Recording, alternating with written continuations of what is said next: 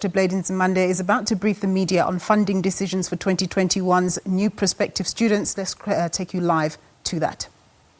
Read the statement. Thank you very much. Minister, over to you.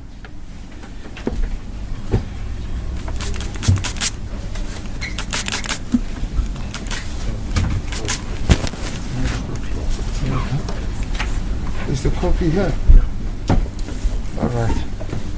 All right, I'm ready. Is it the right one, Ishmael?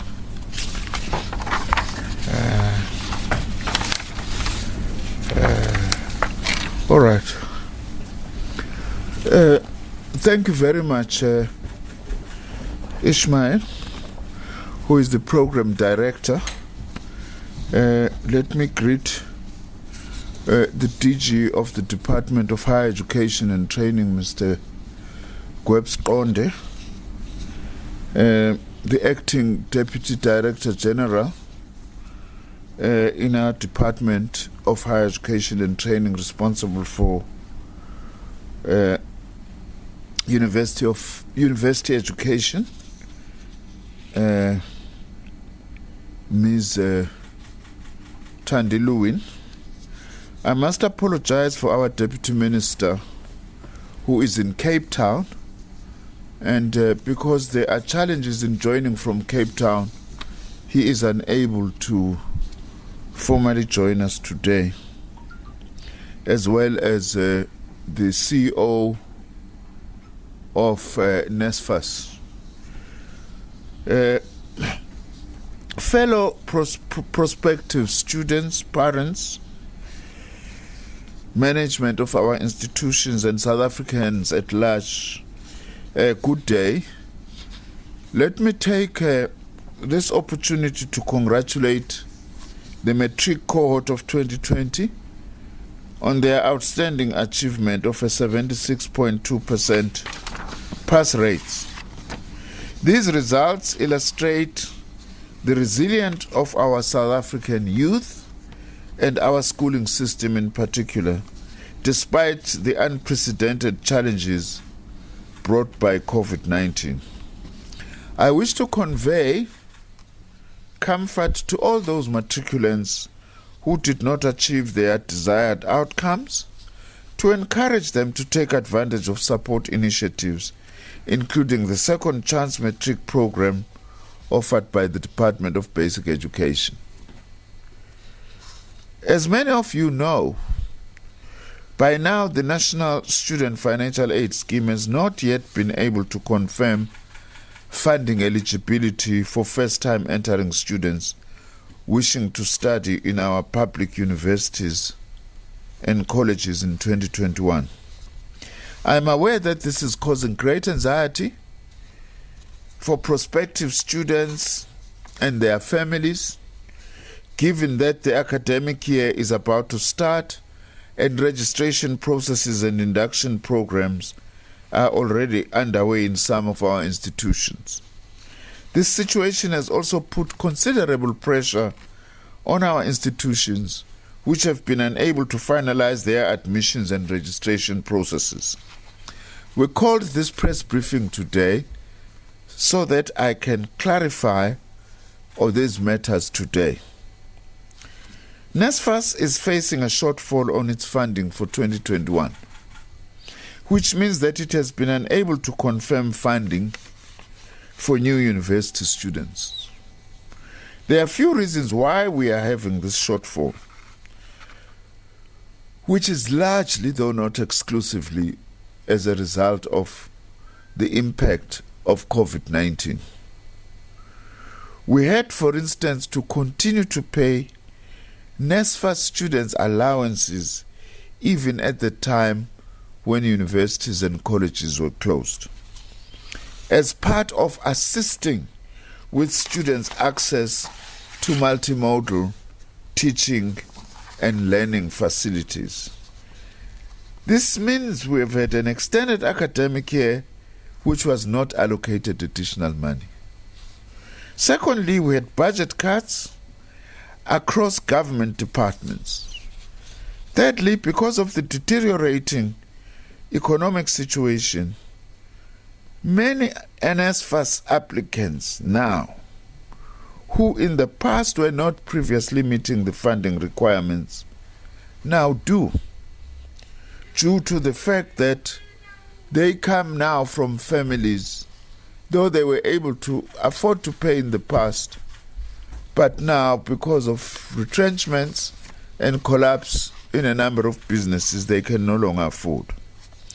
Of course, as I have said, not all these shortfalls are due to COVID-19 alone. The deteriorating economic situation associated with budget cuts had started long before COVID-19. In terms of the laws and policies regulating public finances for departments and entities, including the Public Finance Management Act, NSFAS is not able to commit to funding students without the requisite budget available to support this commitment. I am, however, pleased to formally announce and confirm today that NSFAS is going to be funding all returning NSFAS beneficiaries who meet the academic and other relevant criteria for continuing with their studies. Engifisa ukusho namhlanje ukuthi bonke labafundi abathola uxhaso ngaphansi kwa NSFAS abesebevele besemanyuvesi namakolisi ethu, uma bephasile benze kahle sizokwazi ukuqhubeka sibakhokhela. Kusho ukuthi ke ayikho inkingo kwamanje ngakulolu hlangothi. In this regard, the usual processes apply, whereby institutions share the relevant registration data and information with NSFAS, which is then able to confirm the funded list of students with institutions. During the budget vote speech of the Minister of Finance, Mr. Tito Mboweni, on the 24th of February 21, he indicated that government remains committed, to use his own words, to ensuring that deserving students are supported through higher education. In line with this commitment, the Minister of Finance then directed that the Department of Higher Education and Training should work with the National Treasury to identify policy and funding options to be detailed in the medium-term budget policy statement. I can confirm that this work is underway and options will be presented to Cabinet this Wednesday for its consideration and approval. The student funding policy is the responsibility of government as a whole, not just our department. But as the minister responsible for higher education and training, I have to get concurrence and approval by Cabinet. We are doing everything possible to resolve this issue as a matter of extreme urgency. And we are quite hopeful, we want to say so, in the light of the commitment by the Minister of Finance that no deserving student will actually be turned away if they meet the requirements. The funding guidelines for universities for 2021 will be finalized as soon as Cabinet has made its determination in this regard this week. This morning I consulted the universities through Universities South Africa, USAF, and I've also engaged with the South African Union of Students on these matters. As common practice, we will continue to consult all our stakeholders in the post-school education and training sector on any developments within the sector to ensure that there is no stakeholder that is left behind. Not only is our sector experiencing challenges, however, we also have good news further to share today. Apart from the first that I've already indicated, that all continuing students who have met the requirements, who are beneficiaries of NSFAS, will all be supported. We have agreed with all our universities, this is good news, that they will extend their registration period for first-time entering students for 2 more weeks, which means for this week and next week, so that none of the first-time entering students are disadvantaged by the delay in the finalization of this matter. And I have also indicated, and we have agreed with our universities, that care should be taken that NSFAS beneficiaries who do not as yet have indication of whether they will be funded or not are not jeopardized. In other words, we are not expecting our universities to take less than they had planned to take of NSFAS students, and the Vice Chancellors have agreed, such that NSFAS students, first time entering, are not going to be disadvantaged.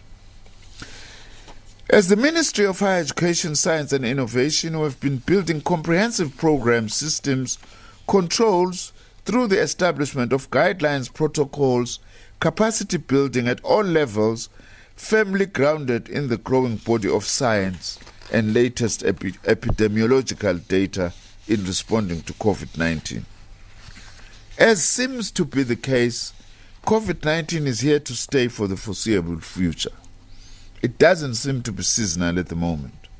This means that we must all stay alert to the changing landscape and keep on planning for the months and possible years ahead. I wish to applaud the many students who have adapted to these difficult circumstances and develop new ways of learning and of coping. I must also acknowledge that this has been a challenging time for the academic staff of our institutions, who have had to adapt rapidly to new forms of teaching and student support, and who have shown commitment to learning themselves and supporting students, often across multiple different platforms. I commend this work, as well as the work of institutional managers, administrators and support staff who have worked hard to adapt to the necessary circumstances and the necessary changes. Let me once more take this opportunity to express my most sincere appreciation, in particular to the ordinary frontline workers, such as security guards, cleaning and administrative staff, whose crucial role in the fight against the spread of the virus is often not properly recognized. We acknowledge and recognize them again today. These workers have and continue to play a very important role in ensuring that as a people as we move about and enter different work and other spaces, we do not spread the virus or expose ourselves and others.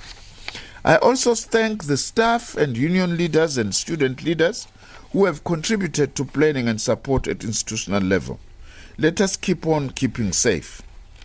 As I conclude, and as I have indicated that Cabinet is going to be taking a final decision this week, I will then be holding a more detailed media briefing later this week to update the sector on the beginning of the 2021 academic year and further developments on the funding issues related to first-time entering students and other related matters, as I indicated earlier.